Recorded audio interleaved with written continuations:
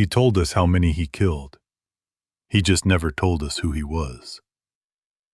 For a period at the end of the 1960s and the start of the 1970s, a man moved through Northern California attacking people and then writing to the newspapers about it. He gave himself a name. He drew himself a symbol, a crossed circle, and he signed it to letters that taunted the police and terrified a region of millions. He claimed, before he stopped writing, to have killed 37 people. The confirmed number is smaller. 5 dead. 2 survived. Those are the attacks that the evidence ties to him directly, the ones that are not in dispute.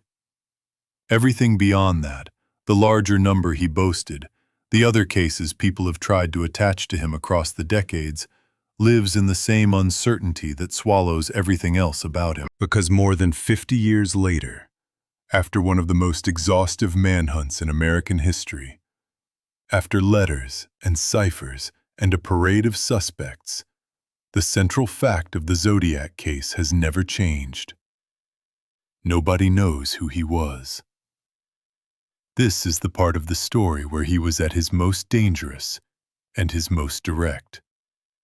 Before the letters became the center of it, before the codes, when he was simply a man in the dark, walking up to cars on lonely roads, and the people of the Bay Area did not yet know there was a pattern, or a name, or a reason.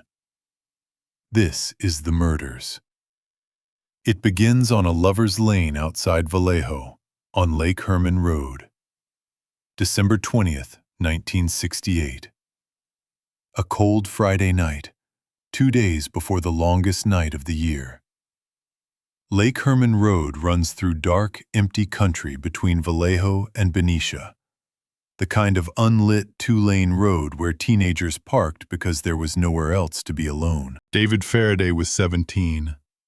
Betty Lou Jensen was 16. It was, by the accounts of the people who knew them, close to a first date. They had told their families they were going to a Christmas concert. Instead, they drove out to Lake Herman Road and parked in a gravel turnout, the way young couples did, in a spot that felt private and safe because it always had been. Sometime before 11 o'clock, another car pulled into the turnout. What happened next happened fast, and the evidence at the scene told the story in its broadest outline. Betty Lou Jensen got out of the car, or was made to. She ran. She was shot as she ran, from behind, at a distance. David Faraday was shot in the head, beside the vehicle. Neither of them survived. There was no robbery. There was no assault beyond the killing itself. There was no apparent reason. A passing motorist found them and flagged down help, but it was already over. 2 teenagers, dead on a gravel turnout on a dark road, with nothing taken and nothing explained. For the investigators in Solano County, it was a horror without a handle.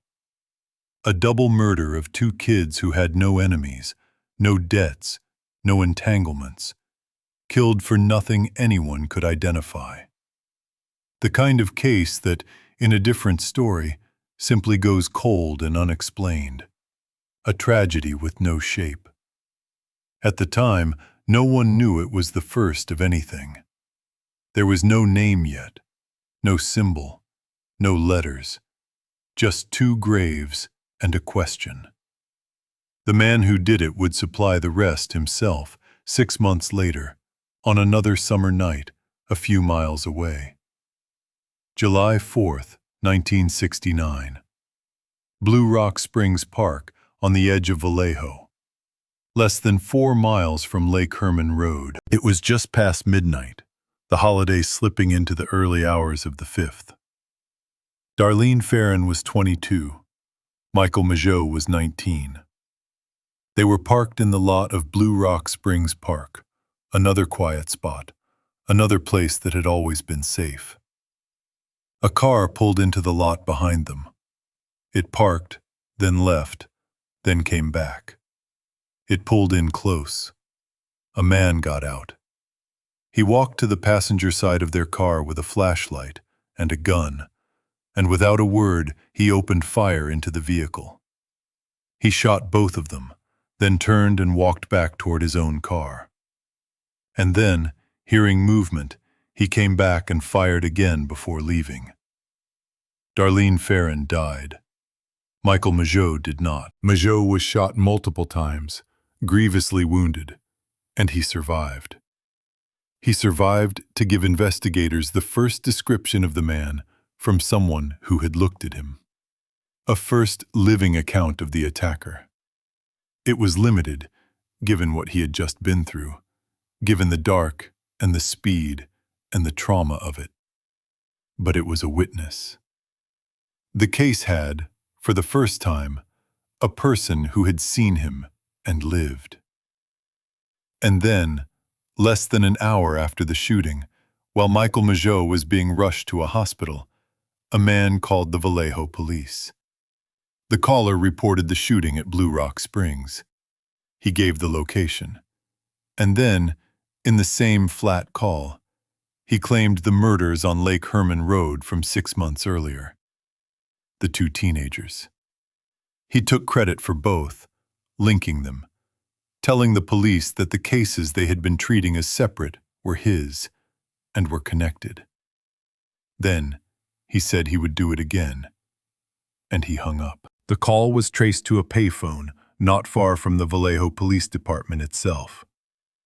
By the time anyone reached it, he was gone. This is the moment the case becomes what it would be. Not a series of unexplained killings, but a man announcing himself, connecting his own crimes, calling the police to make sure they understood that the deaths belonged together and to one person, and that there would be more. He had not yet given himself the name, but the thing that would define him, the need to be known, to communicate, to make the authorities and the public understand the scale of what he was doing, had just shown itself for the first time. A month later, the letters started. In early August 1969, 3 Bay Area newspapers each received a letter. The Vallejo Times-Herald, the San Francisco Chronicle, the San Francisco Examiner. Each got a portion of something. The writer claimed the Lake Herman Road and Blue Rock Springs killings and provided details about them that, he argued, only the killer could know. And each letter contained 1/3 of a cipher, a block of strange symbols, a code. The writer demanded that the newspapers print the cipher on their front pages, and he made a threat. If they did not, he would go on a killing spree. The letters were not yet signed Zodiac. That came shortly after. But the architecture of the case was now complete. The killings, the communication, the taunting of the press and police, the codes, the demand for publication, for attention, for his work to be put on the front page where the entire region would see it. We will come to the ciphers in their own time, in the next chapter, because they are a story unto themselves, one that runs for 51 years. For now, what matters is what the letters did. They turned a series of murders into a public event. They made the killer a presence in every household in the Bay Area that read a newspaper, which in 1969 was nearly all of them. He was no longer a man in the dark on a lonely road. He was a voice on the front page, promising more. And he kept his promise. The next attack was the one that has fixed itself most deeply in the imagery of the case, because of what he wore, and because, again, someone survived to describe it. September 27, 1969. Lake Berryessa in Napa County. A large reservoir ringed by open country.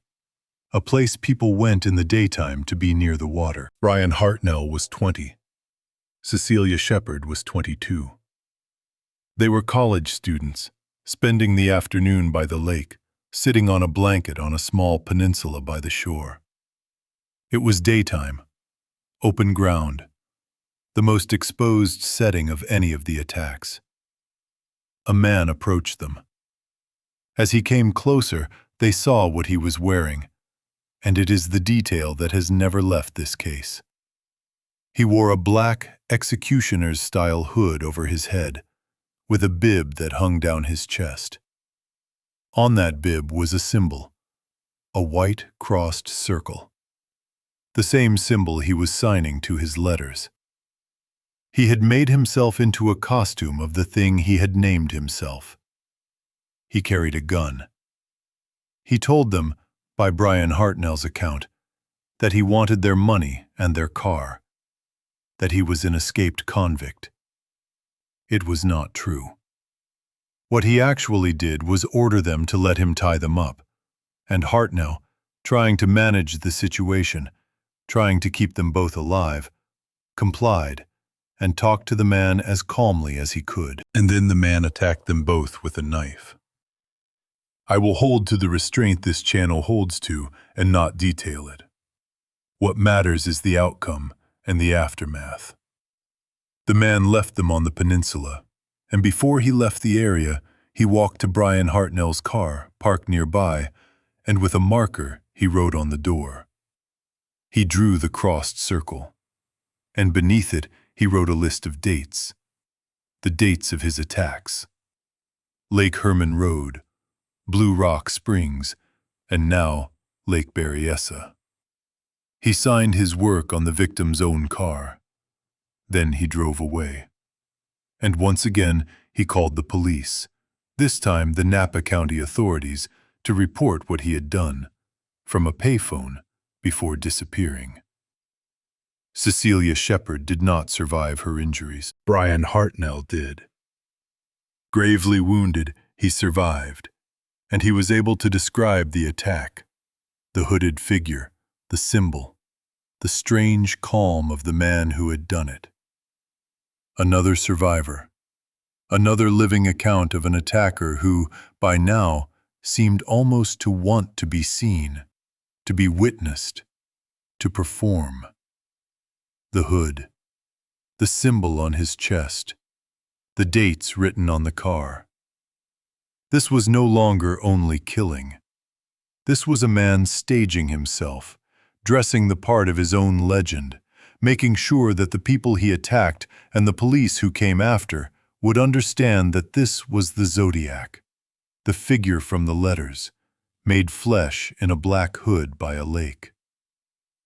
2 weeks later, he changed everything about how he operated, and he did it in the middle of San Francisco. October 11th, 1969, Presidio Heights, an affluent, quiet residential neighborhood of the city. Not a lonely road, not a remote lake.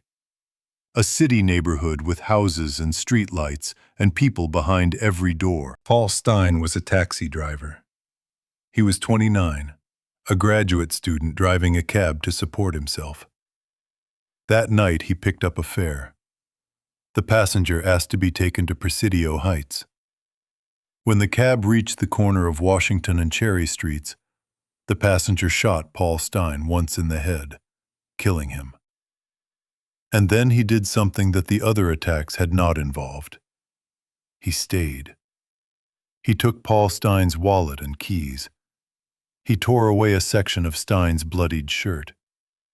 And the evidence suggests he wiped down parts of the cab, deliberately, before he left. There were witnesses. Across the street, a group of teenagers at a window saw part of what happened, saw the figure in the cab, and called the police while it was happening. Police were dispatched immediately. And here the case produced one of its most agonizing moments. In the confusion of the dispatch, the initial description broadcast to responding officers identified the suspect as a black man. The actual suspect, as the witnesses and all other evidence indicated, was a white man. As officers converged on the area, at least one patrol car encountered a white man walking in the neighborhood near the scene in the minutes after the killing. Because the broadcast description said the suspect was black, the officers did not stop him. They drove past. They may have driven past the Zodiac himself, on foot, minutes after the murder, and let him walk into the dark because of an error in the description. He got away. The killing of Paul Stine was a departure in every way. A city instead of a lonely road. A lone man instead of a couple. A taxi driver instead of teenagers parked in the dark. And the trophy he took. The piece of the bloodied shirt. Because 2 days later, the San Francisco Chronicle received another letter. It claimed the murder of Paul Stine, the cab driver, and to prove it was genuine, the writer enclosed a piece of fabric. A swatch of blood-stained shirt torn from Paul Stine's body. He had taken it specifically to authenticate his future letters, to prove beyond any doubt that the man writing to the newspapers and the man who had killed the cab driver were the same. And in that same letter, he made the threat that turned the city's fear into something close to panic. He wrote that he would consider shooting out the tire of a school bus and picking off the children as they came out. That is the confirmed series. 5 people dead. David Faraday and Betty Lou Jensen on Lake Herman Road. Darlene Farron at Blue Rock Springs. Cecilia Shepard at Lake Berryessa. Paul Stine in Presidio Heights. 2 survivors who looked at him and lived. Michael Mageau, Brian Hartnell. Those are the attacks the evidence holds. The Zodiac himself claimed many more, in his letters, a number that climbed eventually to 37, and over the decades, investigators and researchers have tried to connect other unsolved murders to him. Some plausibly, most not. Whether he killed only 5 or whether he killed others who were never linked to him, is one more thing about this case that has never been settled.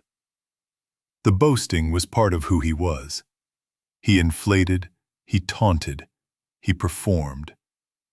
The 37 may have been real, in part, or it may have been the lie of a man who wanted to seem larger and more terrible than he was. We do not know.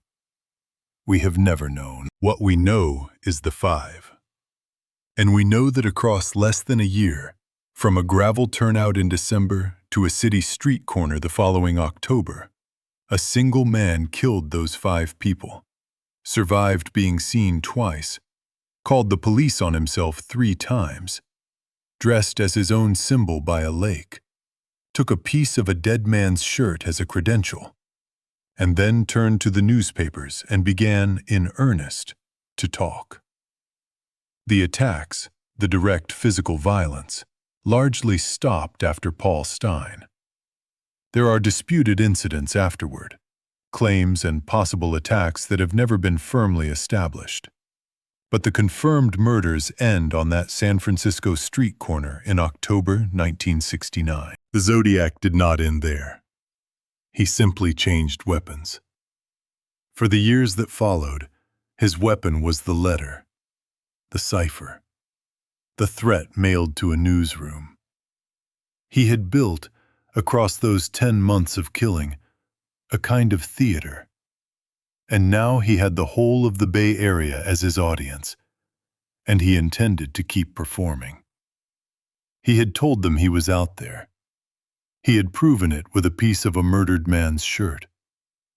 And he had given them a code, 3 pieces of it, printed on the front pages just as he demanded, that he promised would reveal who he was. It did not reveal who he was. Almost nothing he ever sent did. But the codes are the next part of the story, and one of them would take more than half a century to break. The killing stopped. The writing did not. After Paul Stine died on a San Francisco street corner in October 1969, the confirmed murders end. But the Zodiac was only halfway through being the Zodiac.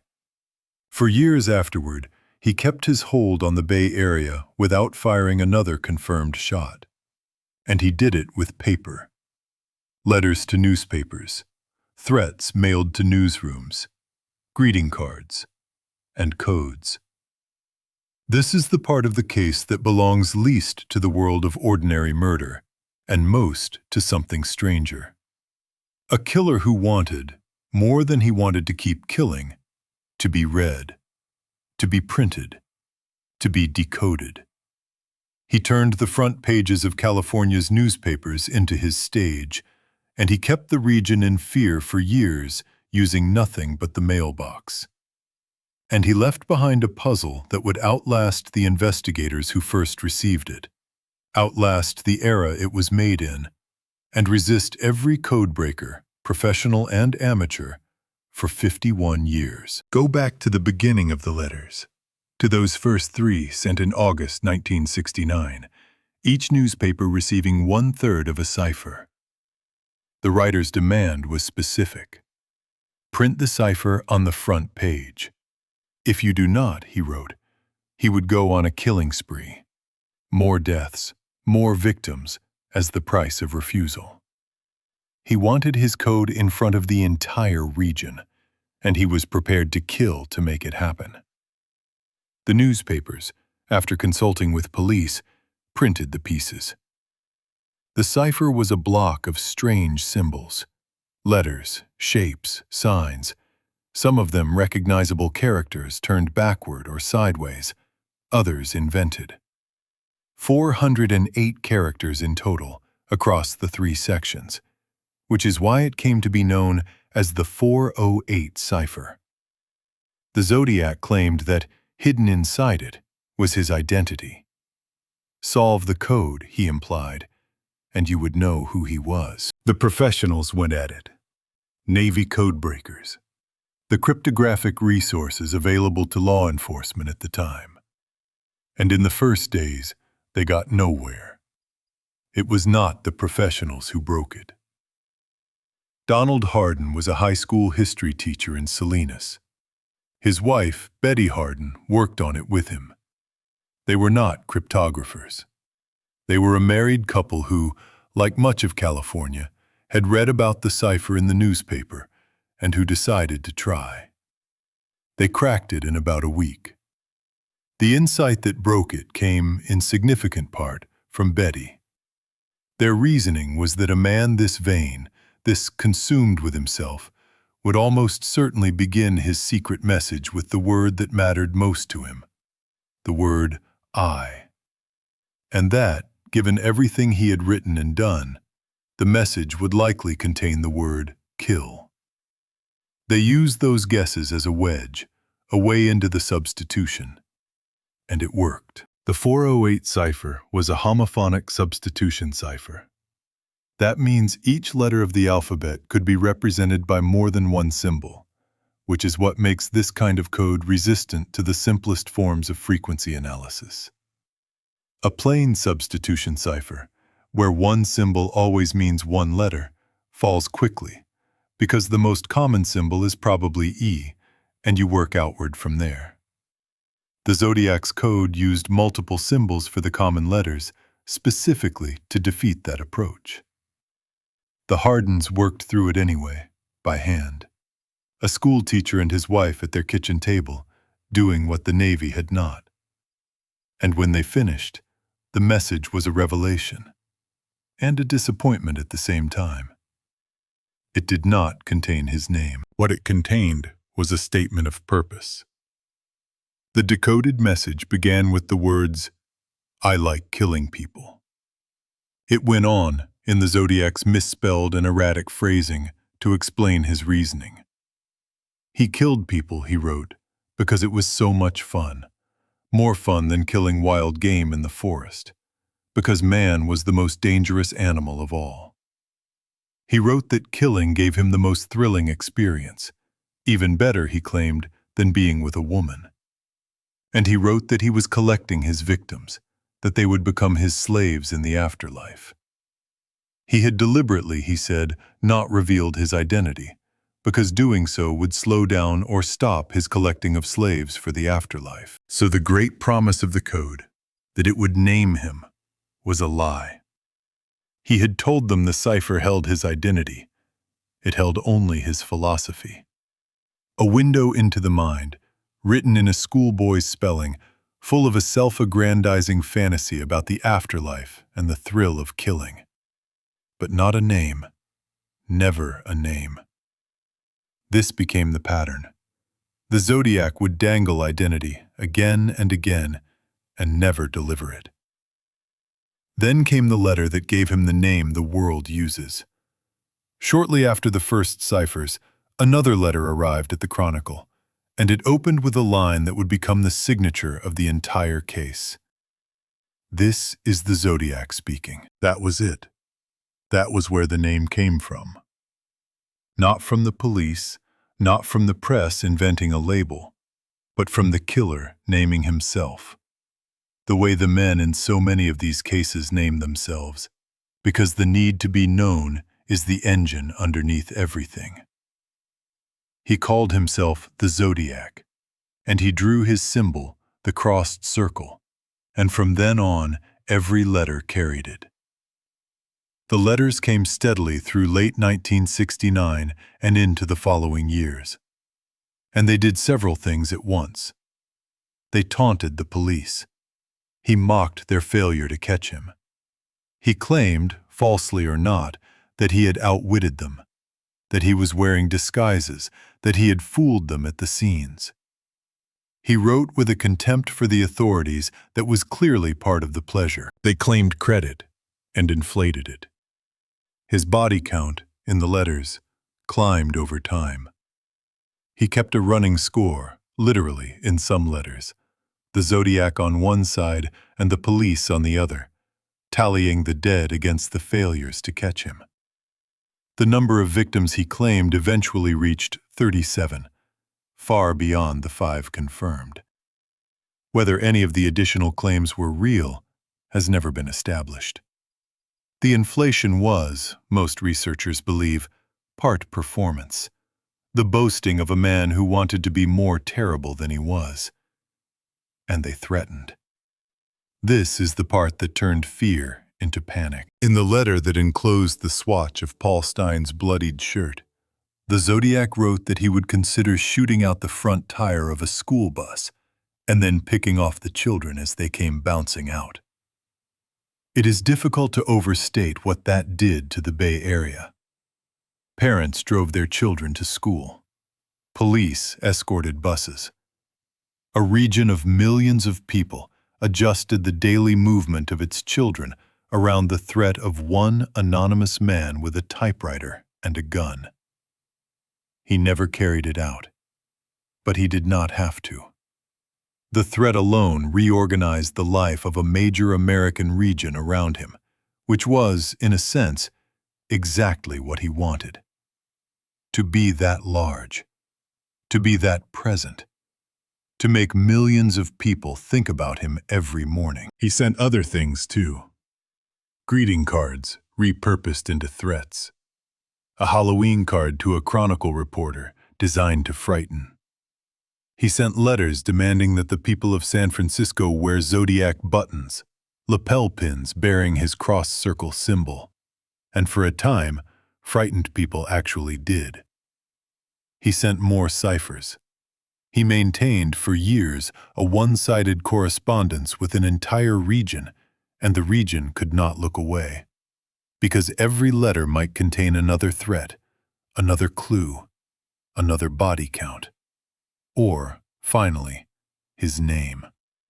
It never contained his name.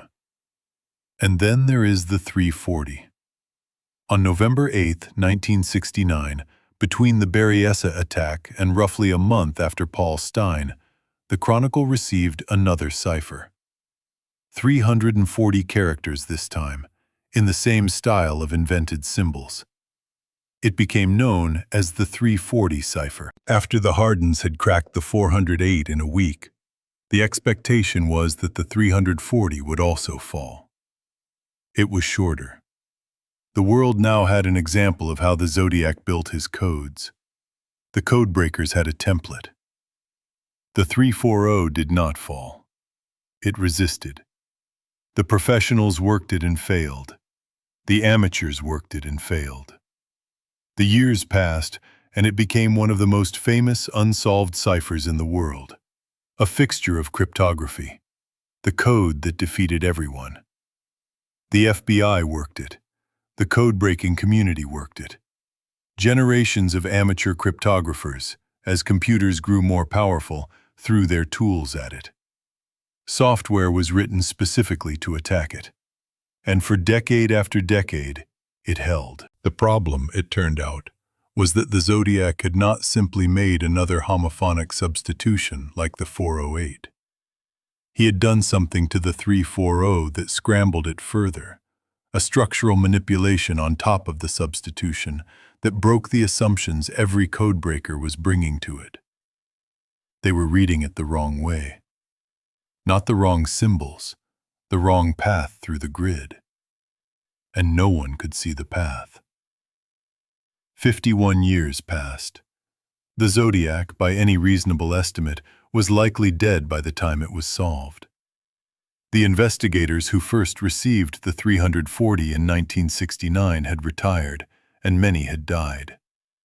The era of typewriters and front pages had given way to the internet, and the code still sat there, 340 characters of invented symbols, unread. In December of 2020, it broke. An international team of 3 men solved the 340.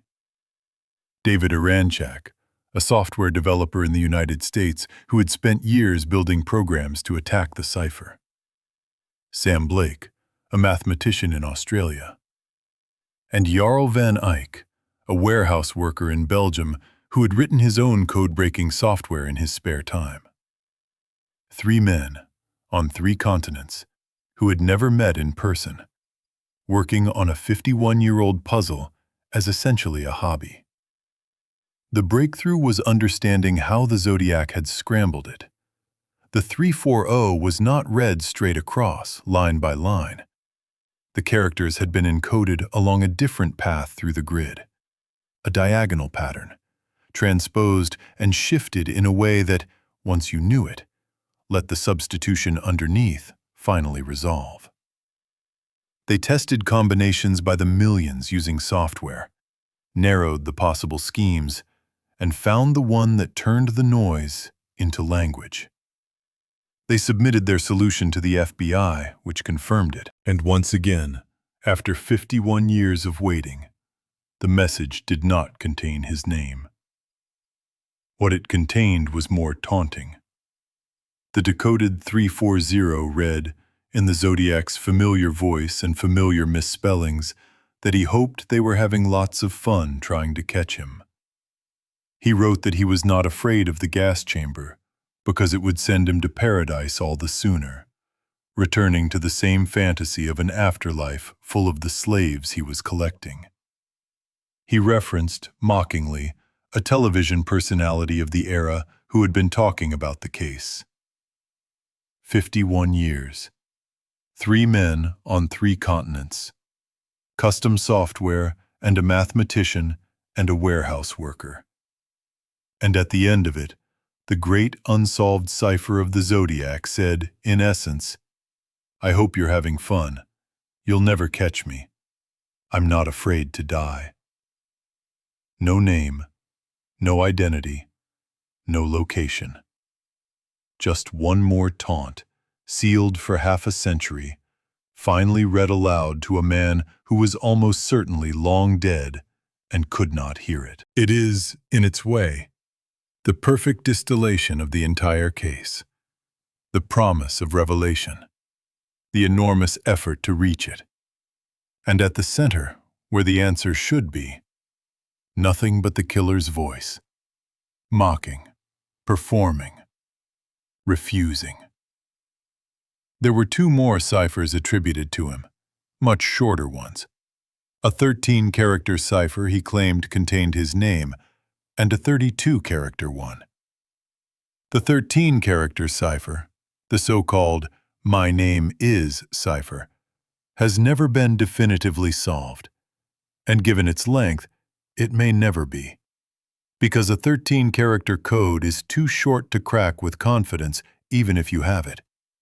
And people have read 100 different names into it over the years, proving nothing. He said it held his name. Like everything else he said about his name, it has given the world only silence. Step back and look at what the letters and the ciphers actually accomplished, because it reframes who the Zodiac was. The murders, terrible as they were, lasted less than a year. 5 people. A single 10-month span in 1968 and 1969. If that had been all of it, the Zodiac might have been one more unsolved cluster of killings, regionally remembered, nationally forgotten.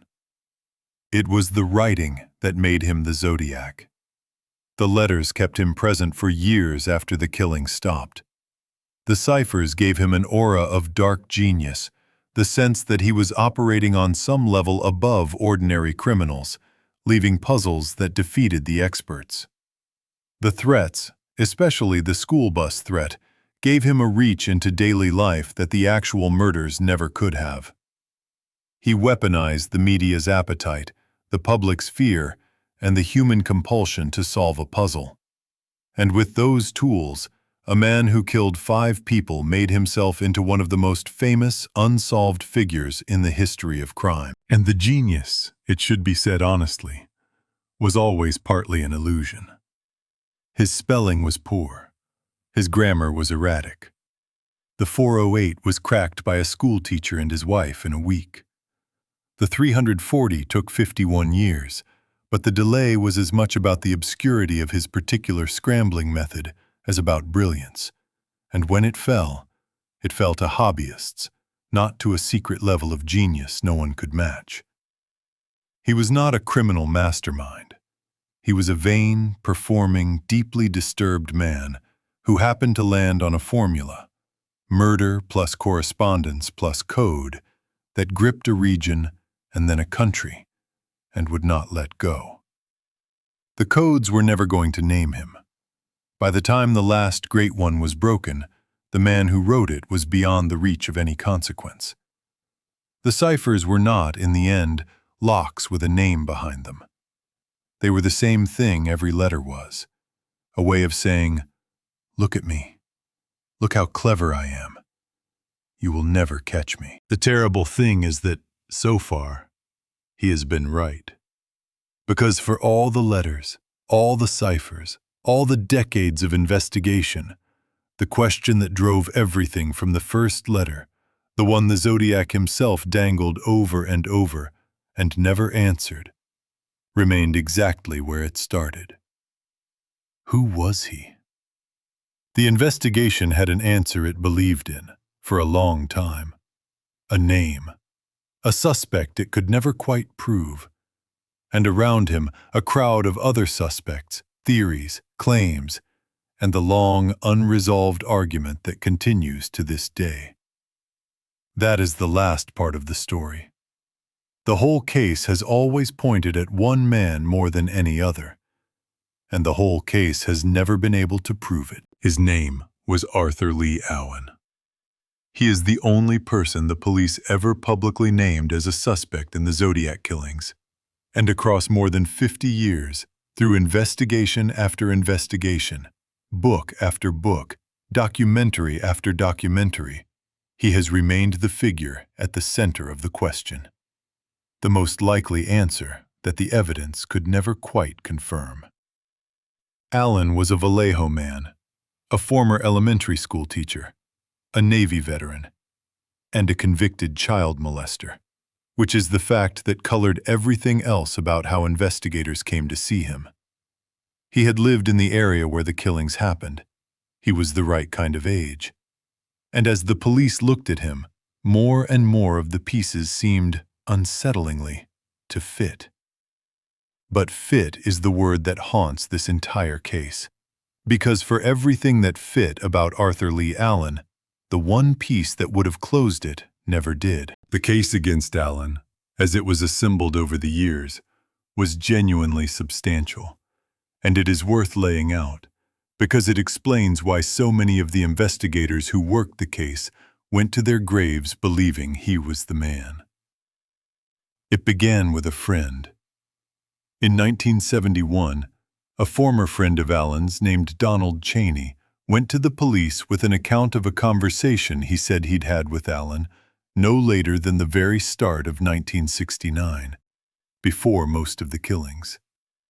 According to Cheney, Alan had spoken about wanting to kill people, had talked about hunting couples, had spoken of using the name Zodiac, had even described the idea of attaching a flashlight to a gun so he could see his targets in the dark, which is a detail that matches how the Zodiac appears to have aimed at Michael Mageau in the dark at Blue Rock Springs. A friend, years before the case was famous enough to inspire copycats and attention seekers, claiming Alan had described the Zodiac before the Zodiac fully existed. From there, the coincidences accumulated. Alan owned a brand of wristwatch called Zodiac, and that watch brand used as its logo a crossed circle symbol nearly identical to the killer's. Alan had, by his own admission, been at Lake Berryessa around the time of that attack, claiming he'd had bloody knives in his car that day because he'd been killing a chicken. He admitted being in Riverside around the time of the murder of a young woman named Sherry Jo Bates, a killing that some investigators have tried, inconclusively, to attach to the Zodiac. He had a documented interest in a famous short story called The Most Dangerous Game, about a man who hunts other men for sport, and the phrase, the most dangerous game, slightly altered, appears in the Zodiac's first cracked cipher, the 408, in his line about man being the most dangerous animal of all. When police searched Alan's home, more than once across the years, they found things that deepened the suspicion. A typewriter, guns, knives. In a 1991 search, they found pipe bombs and bomb-making materials, which echoed the Zodiac's repeated threats to use bombs. Following that search, authorities were reportedly considering charging him. And there was the survivor. Michael Mageau, the young man who lived through Blue Rock Springs, was shown a photo lineup years later that included Alan. And Mageau identified him. He looked at the picture and said, in effect, "That's the man who shot me."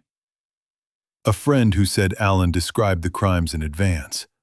The Zodiac brand watch with the matching symbol, his presence near the scenes, the literary reference embedded in the cipher, the bombs, the typewriter, and a surviving victim picking his face out of a lineup. The detectives who looked at all of that, the ones closest to the case, came to believe they were looking at the Zodiac. They were never able to charge him, because underneath the mountain of circumstance, the hard forensic links would not hold. His fingerprints could not be definitively matched to the Zodiac. A bloody fingerprint had been left at the Paul Stine murder scene, and other prints were associated with the letters, and Alan's prints could not be conclusively tied to them. His handwriting, compared against the Zodiac's distinctive printing in the letters, could not be definitively matched either.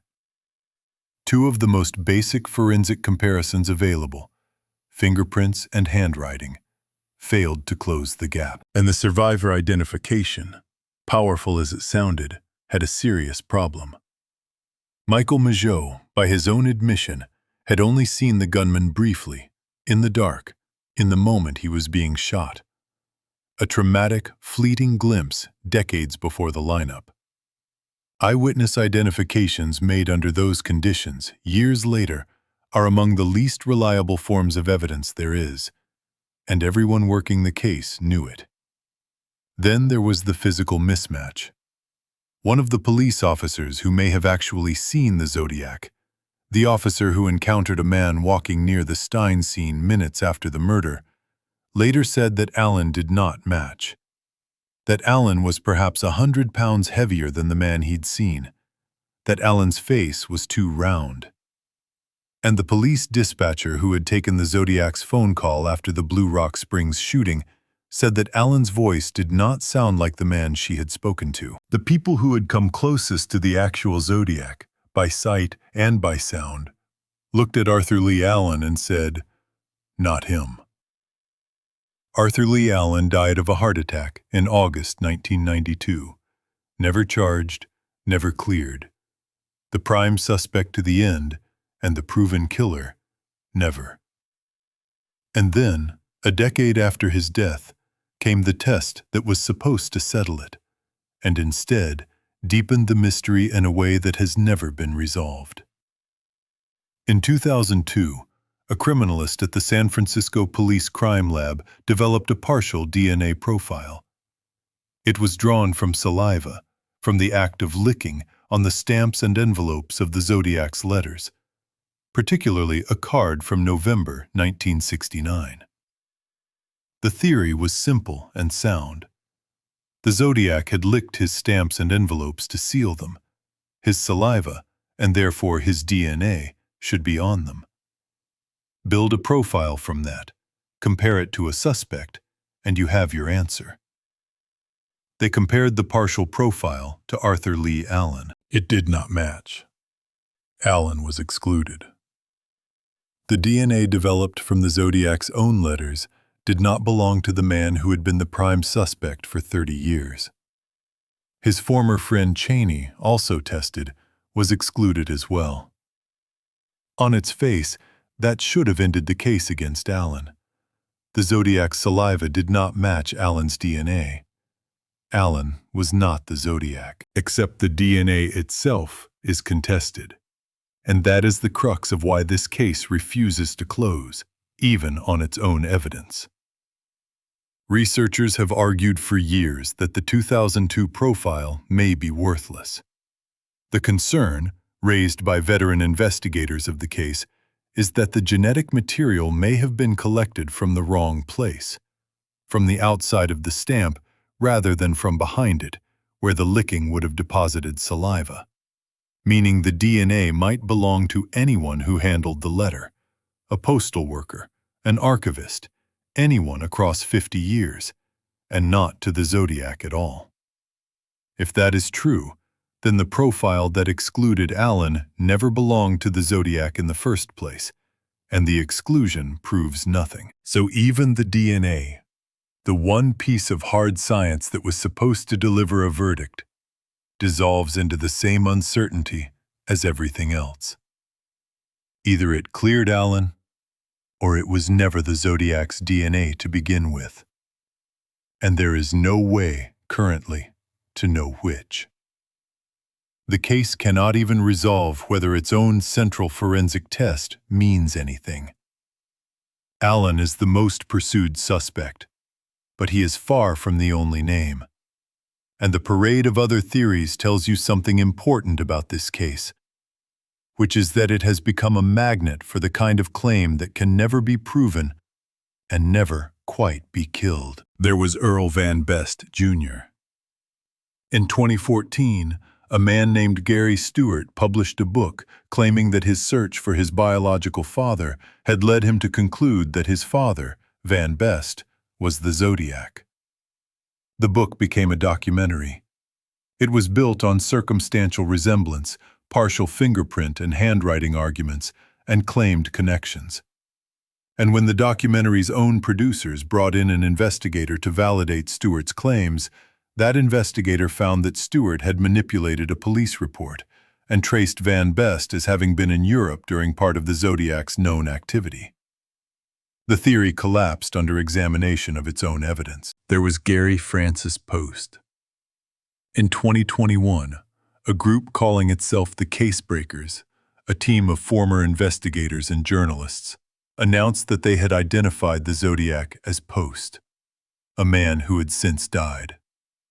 They cited forehead scars they said appeared in both Post and a Zodiac sketch, a matching shoe size, and claimed anagrams hidden in the letters. The claims were widely criticized. A prominent Zodiac researcher dismissed the forehead scar argument bluntly, noting that no witness ever described the Zodiac as having forehead scars. The FBI did not endorse the identification. The case remained open. Post joined the list of named and dismissed, and the claims keep coming. As recently as 2025, an investigative consultant put forward a man named Marvin Margolis as a suspect in both the Zodiac case and, for good measure, the Black Dahlia murder, based on a claimed decryption of the Zodiac's still unsolved 13-character cipher, yielding his name, along with the usual constellation of circumstantial links. It was reported in the Los Angeles Times. It has not been accepted because the 13-character cipher is too short to decrypt with any confidence, and people have pulled dozens of different names out of it over the decades, each one proving only that you can find almost any name you go looking for in 13 characters. This is the pattern of the Zodiac's afterlife. Every few years, someone announces that they have solved it. A book, a documentary, a team, a consultant. A name, usually a dead man who cannot answer, supported by resemblance and circumstance and a claimed cipher solution. And every few years, the claim is examined, and it fails to hold, and the case status does not change. Open, unsolved.